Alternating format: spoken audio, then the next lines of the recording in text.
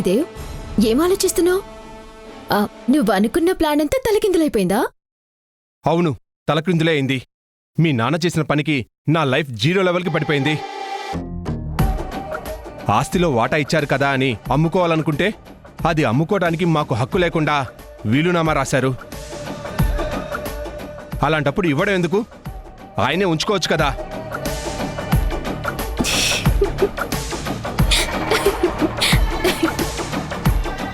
ఏంటి నవ్వుతున్నావు? నువ్వు చేసిన పాపాలకి ఆ దేవుడు నీకు వేస్తున్న శిక్ష చూస్తుంటే నాకు నవ్వొస్తుంది. ఇంతటితో అయిపోలేదు, ఇంకా ముందు ముందు చాలా ఉంది. అయినా నీ వాట నువ్వు అమ్ముకుని వెళ్తా ఉంటే చూస్తూ చేతులు ముడుచుకొని కూర్చుంటావనుకుంటున్నావా? ఇక్కడున్న వాళ్ళంతా తెలివి తక్కువ వాళ్ళనుకుంటున్నావా? నేనుండగా ఆస్తిలో చిల్లి గవ్వ కూడా తీసుకెళ్ళలేవని చెప్పాను కదా.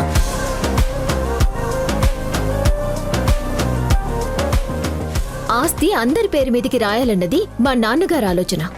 కానీ ఎవ్వరికి అమ్ముకోవటానికి హక్కు లేకుండా రాయమని నేనే చెప్పాను.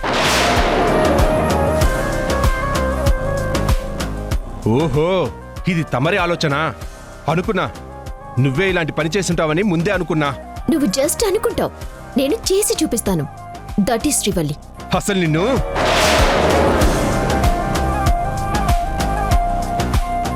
నీ ఆవేశాన్ని అదుపులో పెట్టుకో త్రిదేవ్. ఇప్పుడు నువ్వు నన్నేమీ చేయలేవు, కానీ నేను తలుచుకుంటే నిన్ను ఏమైనా చేయగలను. ఇప్పుడు నువ్వు నా చేతిలో కీలు బొమ్మవి. కాబట్టి సైలెంట్గా నోరు మూసుకొని నేను చెప్పింది చేసుకుంటూ ఉండు.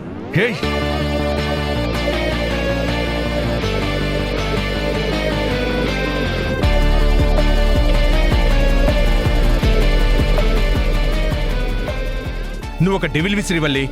నా కర్మకాలి ఆడదానివనుకొని ఒక డెవిల్ మెల్లో తాలి కట్టాను. ఛా!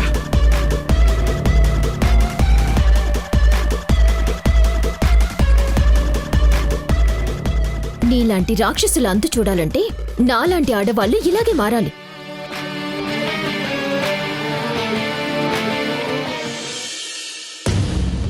కోదండరామయ్య చేసిన పనికి చంపేయాలన్నంత కోపం వస్తుంది ఆర్తి. పూణెలో ఎంతో కొంత ఆస్తి వచ్చింది, దాన్ని నమ్ముకుని ఇక్కడి నుంచి వెళ్ళిపోదాం అనుకుంటే దాన్ని నమ్ముకోవడానికి వీలు లేకుండా చాలా తెలివిగా ఆలోచించాడు. ఆయన ఇలాంటి ఫిట్టింగులు పట్టకుండా ఏ పని చేయడు కదా కేశవా. మనం అమ్ముకోవడానికి పనికిరాని ఆస్తి మనకెందుకు? తీసుకెళ్ళి ఆయన మొహాన్ని కొట్టు. ఇప్పుడే ఆ పని చేయకూడదు. మీ తమ్ముడితో కలిసి మన వాటా అమ్ముకోవడానికి మనకి హక్కు ఉండేలా చేసుకోవాలి. దానికి ఏదైనా ప్లాన్ ఆలోచించాలి. త్రిదేవ్ పేరు నా దగ్గర ఎత్తకు. వాడి చేతకంతనం వల్లే మనకిలా జరిగింది. వాణ్ణి నమ్ముకోవడం వల్ల మనకి ఎటువంటి ఉపయోగమూ లేదు. వాడికి ప్రస్తుతానికి ఎలాంటి దారి లేదు. వాడి గురించి శ్రీవల్లికి మొత్తం తెలుసు.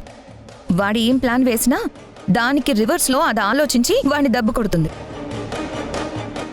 వాడి జుట్టు ఇప్పుడు శ్రీవల్లి చేతిలో ఉంది. వాడు ఆ శ్రీవల్లికి పూర్తిగా సరెండర్ అయిపోయాడు. మనం ఎంతో కష్టపడి పక్కగా ప్లాన్ వేసి వాడు శ్రీవల్లి మెడలో తాళి కట్టేలా చేశాం. అంత చేసినా కూడా వాడు ఏమీ వర్కౌట్ చేయలేకపోయాడు. వాడికి బదులు ఇంకెవరినైనా చూసుకుని ఉంటే బాగుండేది. ఈ పాటికి ఆస్తి మన చేతికొచ్చేది. అక్క, ఏంటి నన్నే తిట్టుకుంటున్నారా? తిట్టుకోవడం కాదురా, నువ్వే పని చేయలేని చేతకాని దద్దమ్మవని మాట్లాడుకుంటున్నావు. ఆస్తి రానందుకు మీకన్నా ఎక్కువగా నేను ఫీల్ అవుతున్నాను. దాని మెళ్ళో తాళి కట్టిన దగ్గర నుంచి మనం అనుకున్నది సాధించడానికి డే అండ్ నైట్ కష్టపడ్డాను. ఇప్పటికీ ప్రయత్నిస్తూనే ఉన్నాను, కానీ జరగలేదు. అంత మాత్రాన నేను చేతకాని వాడిని అయిపోయానా? త్రిదేవ్, మీ అక్క కోపంలో ఉండి ఏదేదో అంటుంది, అవే పట్టించుకోకు. నేను కోపంలో మాట్లాడినా కరెక్ట్గానే మాట్లాడతాను. వీడి అసమర్థత వల్లే మనకి ఈరోజు ఈ పరిస్థితి వచ్చింది. అక్క, నేను చేసిందంతా మర్చిపోయి మాట్లాడుతున్నావు. ఏం చేసావురా నువ్వు? మాకేం చేసావు? నిన్ను నమ్ముకున్నందుకు చేతిలోకి పైసా కూడా రాకుండా చేసావు. కాడదాని చేతిలో నుండి ఆస్తి లాక్కోలేకపోయావు. కనీసం దాన్ని కడుపు చేసి నీ కాళ్ళ దగ్గరకు తెచ్చుకోలేకపోయావు. మళ్ళీ నీ మొహానికి పౌరుషం ఒకటి. అక్క, దిస్ ఇస్ టూ మచ్. మనం మోసం చేయాలనుకున్నది మామూలు ఆడదాన్ని కాదు. మనందరికంటే 2 ఆకులు ఎక్కువ చదివిన శ్రీవల్లిని. అది అంత ఈజీ కాదు. శ్రీవల్లిని ఏం చేయలేకపోయినా కూడా నేను మీకు చాలా సహాయం చేశాను. నీలవేణి దగ్గర నుంచి తెచ్చిన డబ్బులో 5 కోట్లు మీరు వాడుకున్నారు. అయినా కృతజ్ఞత లేకుండా మాట్లాడకండి. రేయ్, దాని మాటలు పట్టించుకోవద్దని చెప్పాను కదా. ఇంతటితో మీ గొడవ ఆపండి. నన్ను చెప్పని బావా, డబ్బులు ఇవ్వట్లేదని ఆ నీలవేణి నాకు గన్ను పెట్టి బెదిరించింది, చంపబోయింది.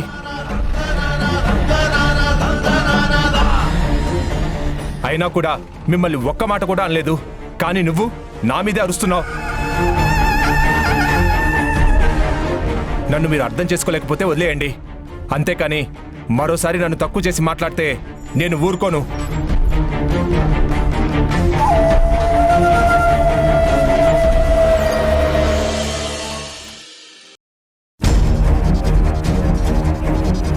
అమ్మా శ్రీవల్లి, ఏంటి మామా? నీతో ఒక ముఖ్య విషయం మాట్లాడాలి. దేని గురించి మామా? త్రిదేవ్ గురించమ్మా. త్రిదేవ్ గురించా? అవునమ్మా, మనం ఎన్ని రోజులు త్రిదేవ్ ఒక్కడే ఇంట్లో అన్ని సమస్యలకే కారణం అనుకుంటున్నాం కదా. అవును. కానీ నాకెందుకో మీ కేశవ్ అన్నయ్య వదిన మీద కూడా అనుమానంగా ఉండాది. వాళ్ళు కూడా ఇంట్లో సమస్యలు తేవాలని చూస్తా ఉండారేమోనని అనిపిస్తా ఉండాది. నీకు అన్నయ్య వదినల మీద ఎందుకు అనుమానం వచ్చింది? ఆ త్రిదేవ్ని అబ్జర్వ్ చేయమని చెప్పినావు కదా. అవును. నేను తన్ని గమనిస్తూ ఉండాను. నిన్న రాత్రి త్రిదేవ్ ఆర్తికేశవులు ఆస్తి గురించి ఏదో మాట్లాడుకుంటా ఉండారు. నేను వాళ్ళ మాటలు మొదటి నుంచి వినలేదు, చివర్లో విన్నాను. వాళ్ళ మాటల్ని బట్టి బావ కుటుంబ సభ్యుల అందరి పేర్ల మీద ఆస్తి రాయడం వాళ్ళకి ఇష్టం లేనట్టుగా అనిపిస్తా ఉండాది. ఈ విషయం గురించి వాళ్ళ ముగ్గురు గొడవ పడుతున్నట్టుగా అనిపిస్తా ఉండాది. నీలవేణి దగ్గర త్రిదేవి తీసుకున్న డబ్బులు తెచ్చి మీ అన్నయ్య వాళ్ళకి ఇచ్చినాడంట. వాళ్ళు అందులో నుంచి సగం డబ్బులు ఖర్చు పెట్టేసినారంట. ఆ నీలవేణి నన్ను బెదిరించింది, నన్ను చంపబోయింది. అయినా మీరు నన్ను అర్థం చేసుకోవట్లేదని త్రిదేవ్ వాళ్ళతో ఏదేదో చెప్తా ఉన్నాడు. నేను వాళ్ళ మాటలు మొత్తం వినుంటే ఒక క్లారిటీ వచ్చేది. చివర్లో వినడం వల్ల నాకు క్లారిటీ రావడం లేదు. నువ్వు చెప్తుంటే నాకు కూడా ఎక్కడో డౌట్గా అనిపిస్తుంది మామా. గతంలో జరిగిన సంఘటనల్ని గమనిస్తే ఆర్తి వదిన అవకాశం దొరికినప్పుడల్లా మా మంగళ అక్క భవాని వదిన వాళ్ళతో గొడవలు పెట్టుకుంది. అన్నయ్య కంపెనీలో ఫ్రాడ్ చేశాడని తన ఇంట్లో పెద్ద రచ్చ చేసింది. అన్నయ్యని సూటిపోటి మాటలతో బాధ పెట్టింది. మొన్నటికి మొన్న నవీన్ ఇంటికొచ్చినప్పుడు కూడా చిన్న పిల్లాడని కూడా చూడకుండా వాణ్ణింటికి రావద్దని బెదిరించి మాట్లాడింది. వదినకి ఆవేశం ఎక్కువ కదా, అందుకే అలా తొందరపాటుగా మాట్లాడింది అనుకున్నాను. కానీ ఇప్పుడు నువ్వు చెప్పిన దాన్ని బట్టి చూస్తుంటే వాళ్ళు ముగ్గురు తోడు దొంగల్లా కలిసి అంతా చేశారేమో అని డౌట్ వస్తుంది. ఆ త్రిదేవ్ ఎవరినైనా మ్యానిపులేట్ చేయగలడు.